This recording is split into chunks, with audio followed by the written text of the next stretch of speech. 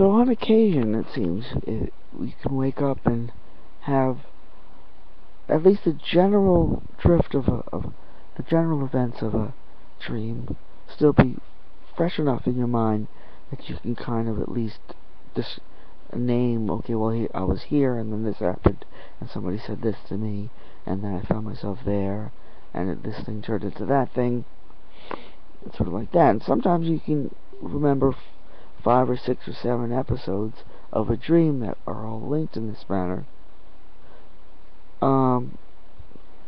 enough to set them down or tell them in at least a sort of a general way.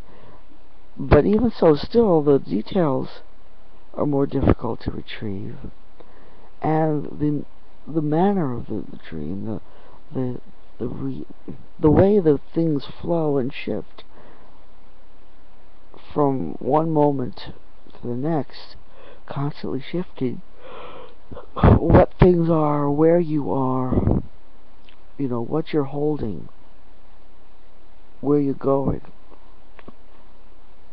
These things all seem to shift in a manner that it sounds harder to describe when you awake. When you're in the dream, it's not like you're noticing that it's like there's an undertow and everything's shifting beneath your feet. You just sort of flow with it from one moment to the next. Things just change, but you're never really aware of them changing, almost never. It's just that you're aware that from one moment to the next, what the situation is a different situation, in a way that transitions. So I think remembering more of the dream story is a first step. Well, it's a second step. The first step is to remember any of your dream at all, because most of the time I don't. You wake up and poof, it's gone. So the first step is trying to remember even the smallest, vaguest part of it. The second step is to remember more than one part of it and to remember the sequence. The further steps are in remembering more detail and in being able to somehow understand or recall the way in which things transition. And even if, remembering more of the details, or remembering more of the story, eventually it may be interesting to recall, but it's not so interesting to hear somebody else telling, because it all just sounds like the ramblings of some small child talking to himself.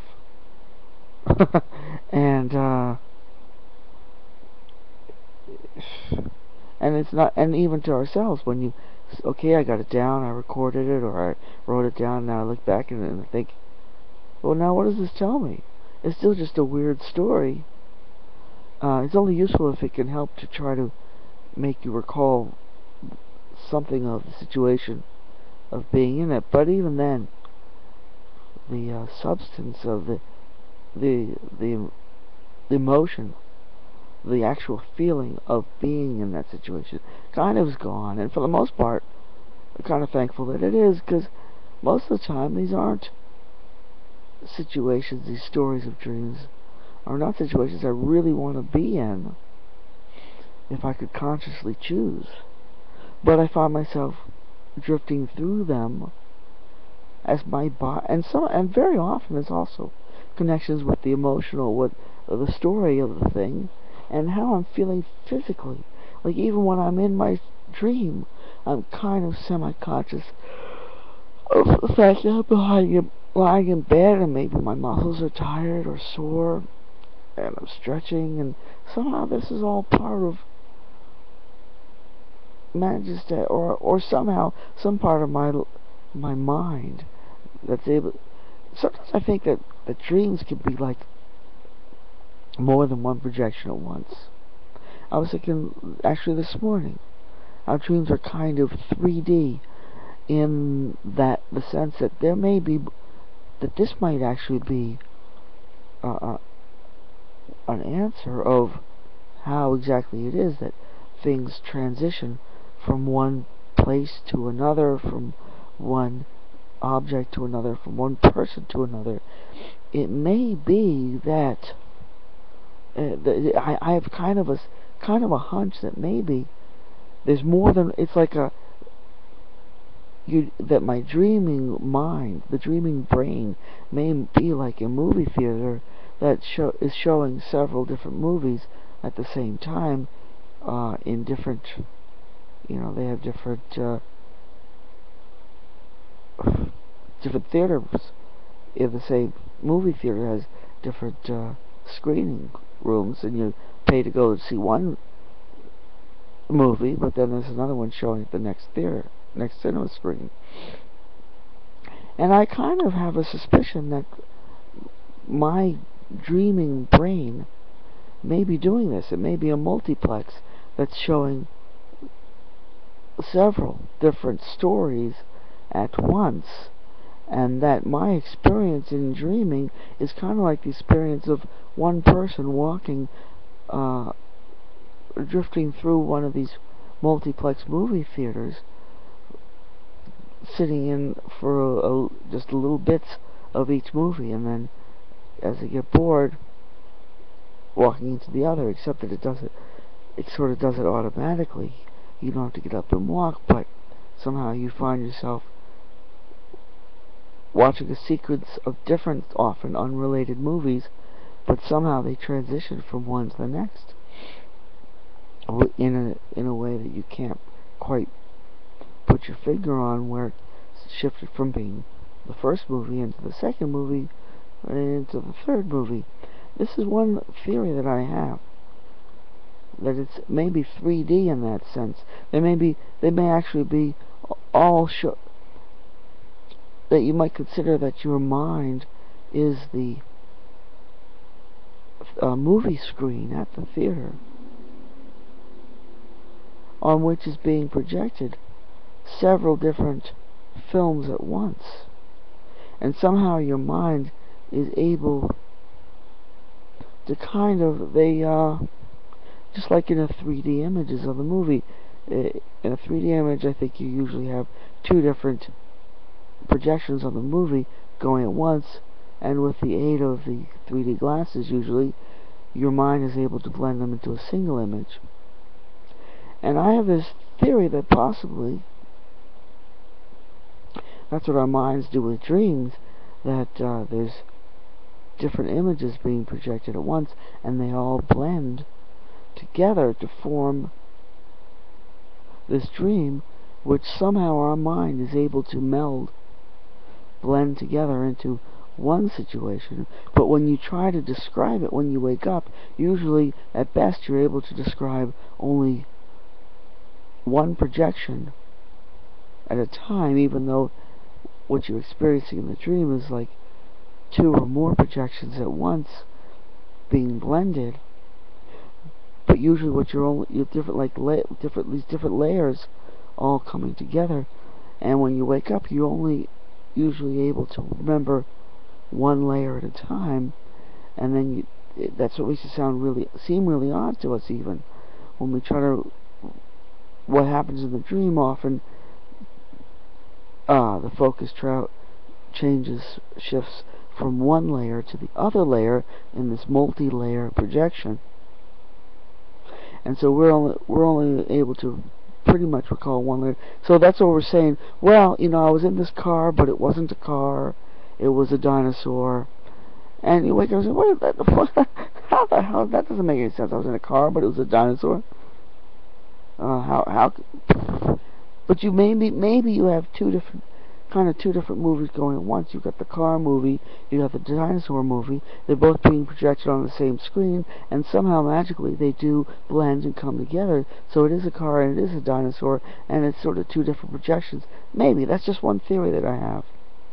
I also have other theories that sometimes the thing that keeps me most interested in dreams in the first place, the thing that really keeps me wanting to try to recall them, is the numbers of times that I've had dreams that I felt pretty sure I was in situations that in the future, after the time I dream the dream, like usually a couple of years or a few years or many years later, I find myself in a situation where I feel like, whoa, wait a second, I dreamed this. I saw this in a dream. And one of the things that will happen, like I said, I just made this pulled this out of the top of my head, the car and the dinosaur. But that could happen if you have a dream where, let's just as an example created out of hypothetically, that you're in a dream where it's a car, when you try to recall it, and later you say, well, I was in a car, but it was also a dinosaur. And then what happens is, years later, you find yourself in some situation where maybe you're at an amusement park.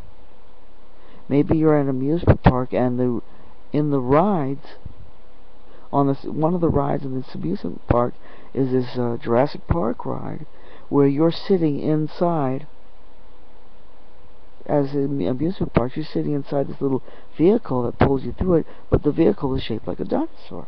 So you're sitting inside the dinosaur, and then you're in that ride at the amusement park. You say, wait a second, oh my gosh, I'm certain of it. Several years ago, or even many years ago when I was a kid, I had this dream where I was riding in this car, but it was also a dinosaur, and it didn't make any sense when I woke up.